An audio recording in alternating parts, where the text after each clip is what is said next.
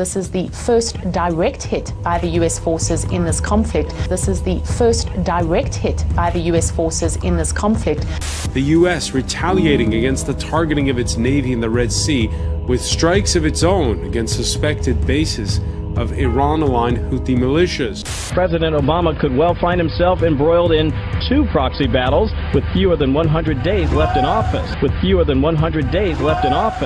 He's got less than 100 days left in office. Is that what he's trying to do?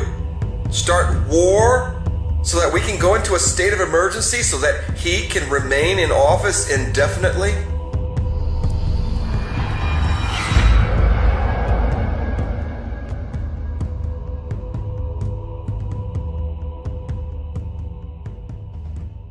Syria burns and Libya teeters. Civilians are bearing the brunt of another Arab world civil war. The rest of the planet largely indifferent to the plight of Yemen until two events in the past week. First, the weekend Saudi-led airstrike against a funeral wake in the capital that left 142 dead. And now, the U.S. retaliating against the targeting of its Navy in the Red Sea with strikes of its own against suspected bases of Iran-aligned Houthi militias. The Houthis and forces loyal to former President Saleh deny responsibility for the attacks, but the Pentagon is not buying it. Is Washington now getting drawn further into a conflict where it had been expressing growing doubts over its logistical support for the Saudi-led campaign? Is this the West's fight? The U.S. military made good on a promise to strike Houthi-controlled targets in Yemen after two failed missile attacks at a U.S. Navy ship. According to U.S. officials, the Tomahawk cruise missiles were fired at 3 coastal radar sites in Yemen in retaliation to the earlier attack on the USS Mason. Meantime, Iran has reportedly established a military presence off Yemen's coast by sending 2 of their warships. What we are seeing now is a sure but steady escalation of the Yemenite conflict. Iran has sent 2 warships to the Gulf of Aden, and that is according to the semi-official Tasnim news agency. This allows Iran now to establish a military presence in the waters off Yemen, the same waters where the U.S. military launched cruise missile strikes on areas that are controlled by Iran-backed Houthi forces. Now, the United States has said that it was targeting Houthi-controlled radar sites. This is the first direct hit by the U.S. forces in this conflict, and this is how Washington explained its actions. These limited self-defense strikes were conducted to protect our personnel, our ships, our freedom of navigation in this important maritime passageway. The United States will respond to any further threat to our ships and commercial traffic. This is an Iranian-linked group that is waging a proxy war against Saudi Arabian allies in Yemen. And whether it likes it or not, the U.S. has to take a side in that struggle. Phillips is concerned that this latest problem in Yemen could lead to a proxy war with Iran. Couple that with the ongoing U.S. entanglement in Syria opposite the Russian-backed Assad regime, and he says President Obama could well find himself embroiled in 2 proxy battles with fewer than 100 days left in office.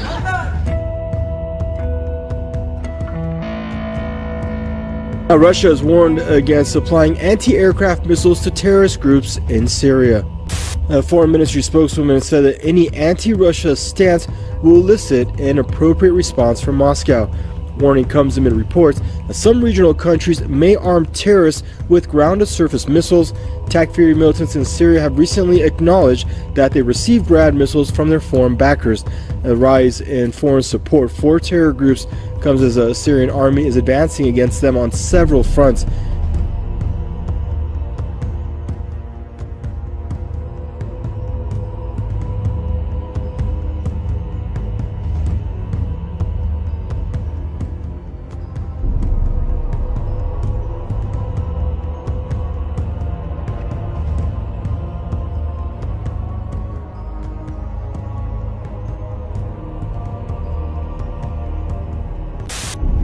Are we heading into World War III? If you're reading some Russian media, You might think so. That's right. What's going on there? This is an interesting piece in Libération, the left-leaning daily today. They've picked up a piece by AFP news agency, and so the tensions in particular with the US over what's happening in Aleppo, over the airstrikes, over the breakdown of talks between Washington and Moscow on the 3rd of October are being depicted as very serious in the Russian media. If you look at Russia 24, they're reporting on anti-nuclear war shelters in Moscow.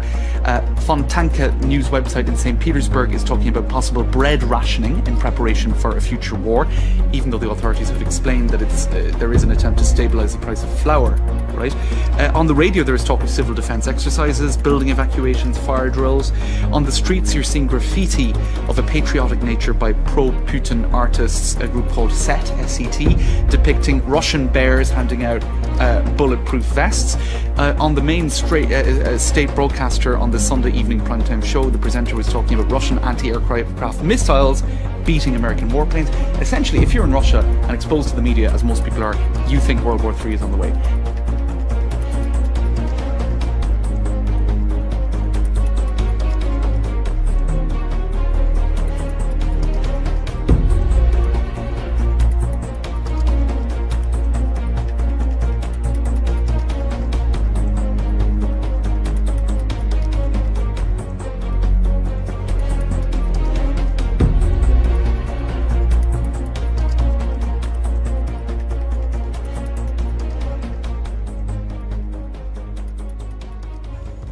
The sides have accused each other of provoking violence. Clashes near the port city of Mariupol were the most violent.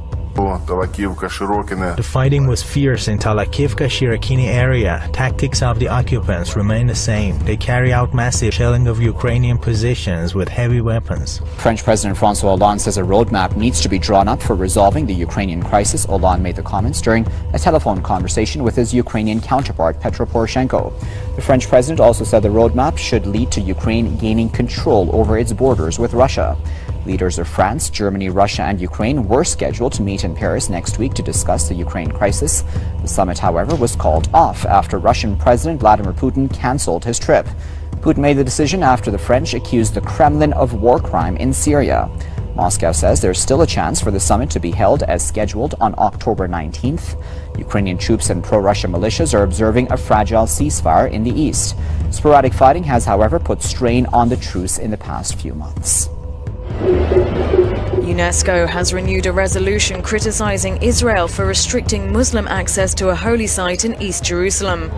The draft text repeatedly refers to the site, known to Jews as Temple Mount and Muslims as Al-Aqsa Compound, by its Muslim names, a move which has angered the Prime Minister, who says it amounts to a denial of Jewish history. The theatre of the absurd at UNESCO continues, and today the organisation adopted another delusional decision which says that the people of Israel have no connection to the Temple Mount. The motion put forward by Arab states was approved by 24 votes, 6 against and 26 abstentions. A Palestinian delegate defended the cultural body's decision.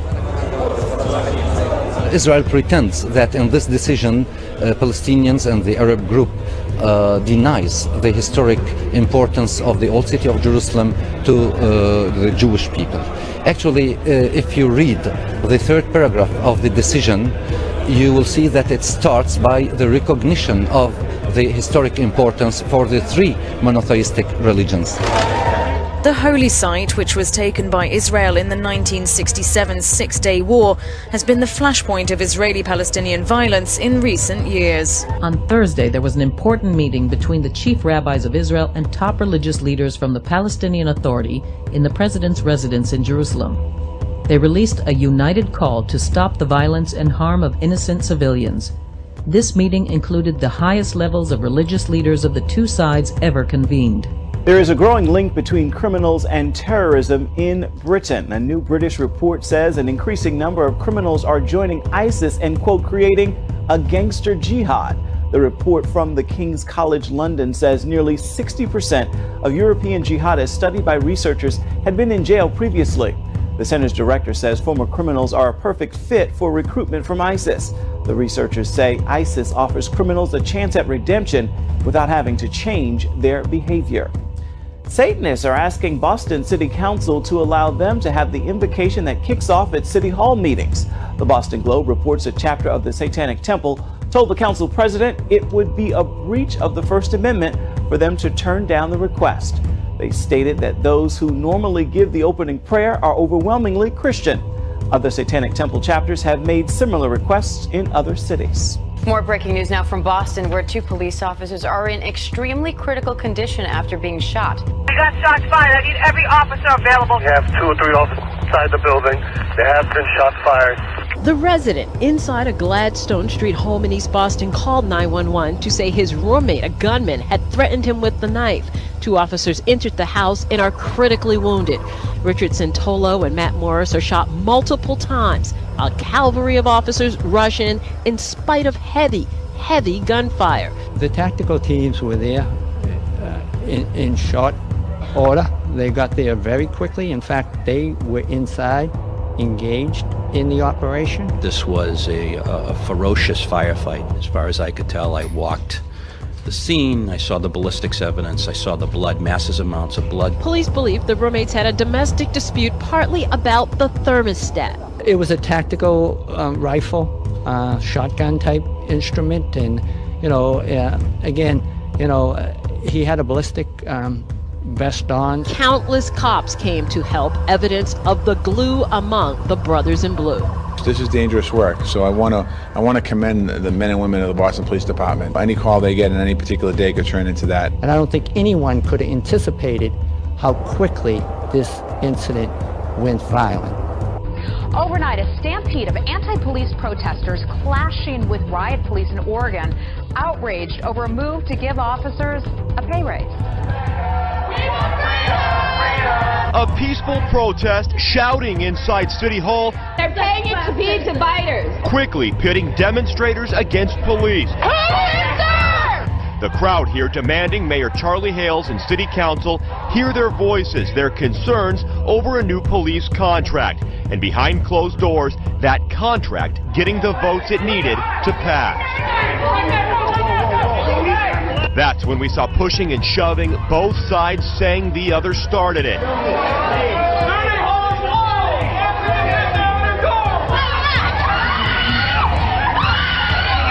And outside, police in riot gear using pepper spray. At this point, it was people turning their attention to the street, blocking buses and MAX trains.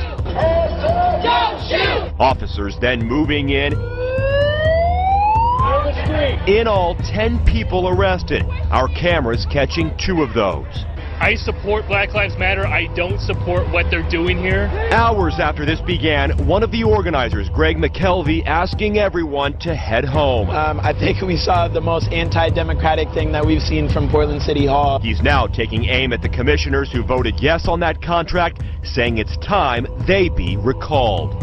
We've been covering this now for more than 24 hours. What do you want people watching to know? What do you want people to take away from what we saw? I want people to know that we were peaceful. Also, I've been hearing things about it was us throwing stuff that got the police to respond. Now, we were in there completely peaceful. So what's next? Well, McKelvey tells me there's something massive planned for Friday. He wouldn't go into much detail other than to say it involves the commissioners, but that would not be happening here at City Hall. In the meantime, police are anticipating that and reviewing what happened tonight.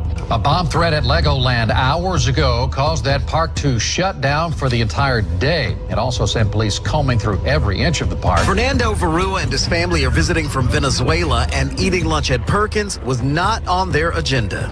But it's where they ended up after a bomb threat forced them out of Legoland and their hotel. We asked why. They said, we cannot tell you right now. Please proceed to the parking lot. They took some cell phone video along the way as people were scrambling to leave. People like Chris Johnson and her grandchildren. They're here from Deltona. At the hotel, they said, it was okay. We could go up to our room. We went up to our room, and about 5 minutes later, they're pounding on our door saying, you have to evacuate. You have to evacuate. We now know someone left a note at the park claiming there was a bomb, and late today, the park's general manager, Adrian Jones, told me they don't believe this threat is real. At this time, we believe this is a hoax, but we take all threats seriously. And with that, they will stay closed the rest of the day. Park goers not happy, but very glad that park officials moved quickly to keep them safe. They say it's the first time it's ever happened. Things happen. It stinks, but we'll try to make it up to them tomorrow. And All right, so WikiLeaks email hack revealing that Hillary Clinton, if she becomes president, would support, quote, closing the gun show loophole by executive order, and imposing manufacturer liability. Wow. So that fear that a Clinton presidency would impose gun control, one of the big reasons we've seen gun sales rather, set a new record last month. Take a look, some of the gun stocks we're showing you there on the screen. Most of them are higher right now. As we've been reporting, conservative leaders are outraged after members of Hillary Clinton's campaign staff mocked Catholics and evangelicals. WikiLeaks' latest release of hacked emails shows her campaign chair, John Podesta and John Halpin, calling Christians backwards and unaware. House Speaker Paul Ryan is blasting those comments, saying all Americans of faith should take a long, hard look at this and decide if these are the values we want to be represented in our next president.